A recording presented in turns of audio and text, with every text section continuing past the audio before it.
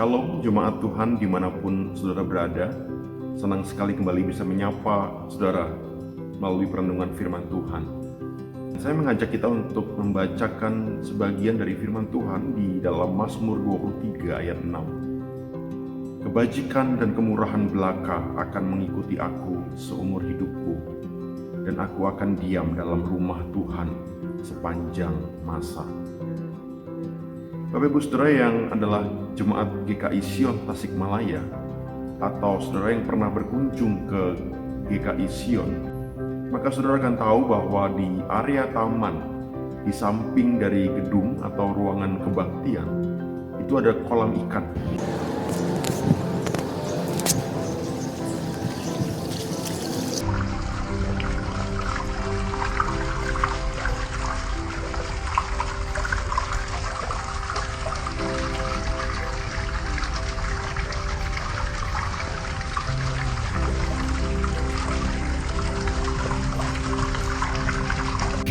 Nah saudara, setiap pagi sambil berolahraga ringan, saya suka memberi makan untuk ikan-ikan itu.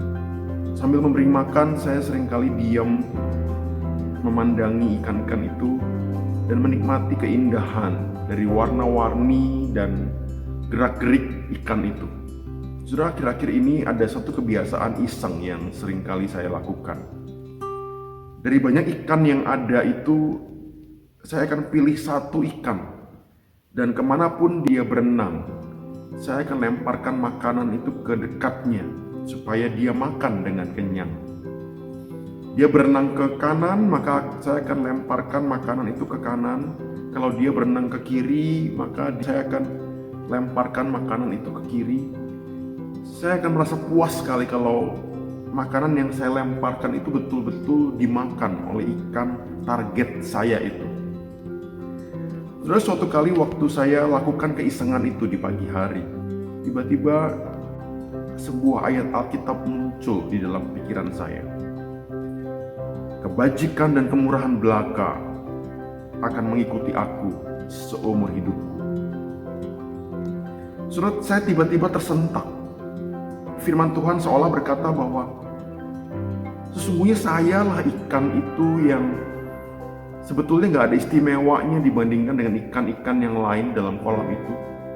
Tapi Tuhan memilih untuk memperhatikan saya. Matanya selalu mengikuti saya kemanapun saya pergi.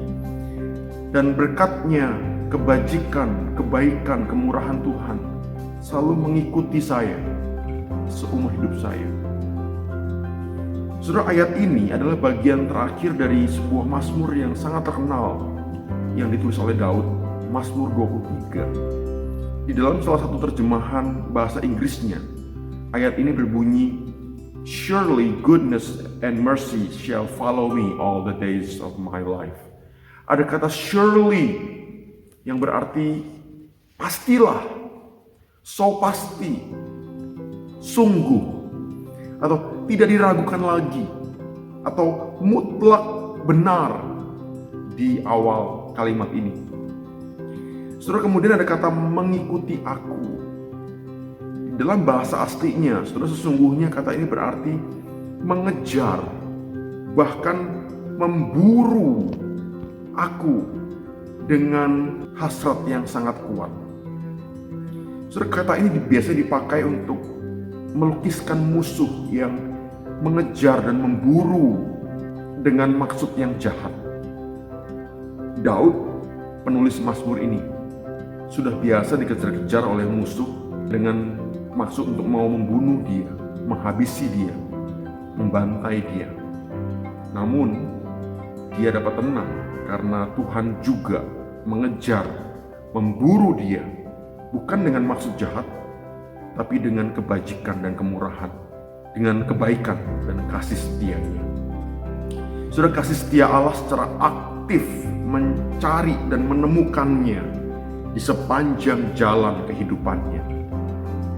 Seperti saya yang setiap pagi mengejar salah satu ikan di kolam itu dengan makanan, supaya dia makan dengan kenyang. Saudara, saya membayangkan begitu jugalah Bapa di surga sedang melihat masing-masing kita dan mengejar kita dengan kebajikan dan kemurahannya. Saudara, saya tidak bisa berlama-lama mengejar salah satu ikan itu dengan makanan. Maksimal 1-2 menit. Tapi Tuhan berkuasa untuk mengejar, untuk memburu, untuk mencari dan menemukan kita dengan kebaikan, dengan kemurahan dan kasih setia-Nya. Setiap detik, setiap jam, sampai seumur hidup kita. Saudara, menjadi orang percaya dan menjadi umat Tuhan adalah menjadi objek kasih Allah, sasaran dan target kemurahan dan berkat Tuhan. Saudara, kadang saya membayangkan virus corona yang sedang mengancam seluruh dunia ini seperti pasukan yang mengejar dan memburu semua orang untuk membunuh. Di awal tahun 2020, saudara, kita mendengar bahwa ini adalah sebuah wabah yang nun jauh di sana, di kota Wuhan, di Tiongkok. Di bulan Februari 2020, waktu wabah ini menyebar ke beberapa negara, banyak dari kita bercanda, kok di Indonesia tidak ada kasus corona sama sekali ya? Mungkin karena negara kita melimpah dengan sinar matahari. Jadi karena cuacanya panas dan virus itu sudah mati sebelum menginfeksi orang. Bahkan saya sendiri sempat bercanda, kalau di orang di Indonesia mah memang dari dulu hidupnya jorok, jadi virus pun tidak mempan untuk orang Indonesia. Tapi mulai bulan Maret 2020 dan kemudian bergerak ke April 2020, sudah tidak ada lagi yang bercanda seperti itu. Mengapa? Karena ganasnya virus ini sudah mulai memakan korban satu persatu. Sudah awalnya orang-orang yang positif terjangkit virus ini dan meninggal dunia adalah orang-orang yang tidak kita kenal sama sekali. Tapi lama-kelamaan orang-orang yang positif terjangkit adalah orang-orang yang kita kenal.